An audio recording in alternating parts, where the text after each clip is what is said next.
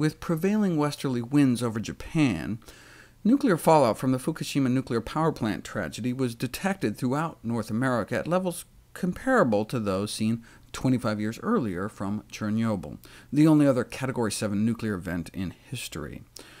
The highest levels of radioactive iodine in rainwater was found in Boise, Idaho, and the highest levels in milk were found in San Francisco, at levels 10 times higher than the federal maximum allowed in drinking water, but below that which would be expected to pose a direct threat to U.S. public health.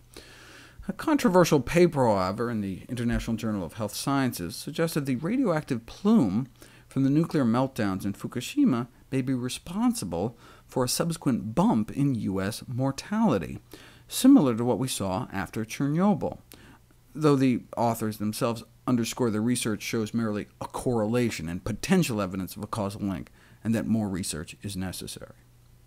Of all the radiation released, only a tiny fraction of the fallout reached U.S. shores. Most was absorbed by the Pacific Ocean. What does that mean for seafood safety? Researchers report unequivocal evidence that Pacific bluefin tuna have transported Fukushima-derived radioactive fallout across the entire North Pacific Ocean. Tuna actually migrate from Japan to California and appear to have taken some radioactivity with them. Even though there was a tenfold spike in radioactive cesium levels in tuna, they put it in context by knowing the baseline levels of radioactivity in fish, even before Fukushima, due to everything from thermonuclear weapons tests and sunken nuclear submarines, to just radioactive elements found naturally in the Earth's crust. The levels in seawater of radioactive polonium, for example, are minuscule, but it appears to strongly bioaccumulate up the food chain into fish. This is the same polonium used in the horrific assassination of Russian dissident Litvinenko.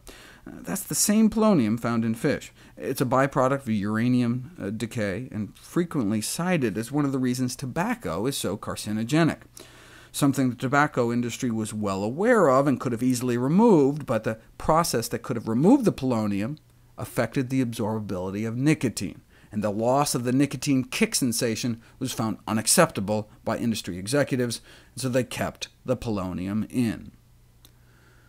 The radioactive polonium in cigarettes has been speculatively blamed for the link between smoking and male infertility, but most of human exposure to polonium comes from diet, mostly from fish and shellfish.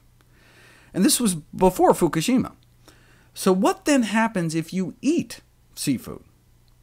Researchers measured the increase in radioactive polonium levels in semen after a single seafood meal, caused a 300% spike in levels. Probably not enough to cause infertility, but that was just one meal. Whether the kind of dose you can get from eating seafood would be enough to damage sperm enough still needs to be established. You may have to eat as much as a pound of seafood a month before one might realize the harmful effects of the radiation. Interestingly, there's 8 times more polonium in cooked shrimp than in raw shrimp. Isn't that fascinating? They think it's because most of the polonium is in the shrimp's internal organs, which is released into the boiling water and contaminates the muscle, so gutting crustaceans before cooking may decrease radiation exposure.